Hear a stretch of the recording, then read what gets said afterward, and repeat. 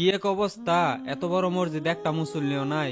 কোন সময় আজান দিছি, জামাতের সময় হয়ে গেল।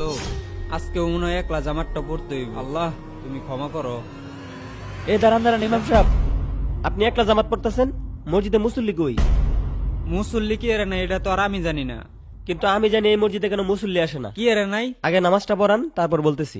আল্লাহু ইমাম সাহেব আকবার। দাঁড়ান। আসসালামু আলাইকুম রহমতুল্লাহ। আল্লাহু আকবার। আস্তাগফিরুল্লাহ, আস্তাগফিরুল্লাহ। আচ্ছা ইমাম সাহেব, আপনাদের এই মসজিদের সভাপতি কে? সভাপতি তো এই যে উনি। আপনি সভাপতি? হ্যাঁ আমি। আচ্ছা সভাপতি সাহেব, আপনাদের এই এত বড় মসজিদে জামাতের সময় একটা মুসল্লি নাই কি জন্য? এই মসজিদে এসি লাগাইলাম, ফ্যান লাগাইলাম, টাচ করলাম, এরপরেও কেলিকাদা মানুষ আসে না, এটা তো করফাই না। কিন্তু আমি জানি জামাতের সময় এই মসজিদে কেন মুসল্লি আসে না। কেন? তাহলে শুনেন, আমরা যখন ছোটবেলা মক্তবে যাইতাম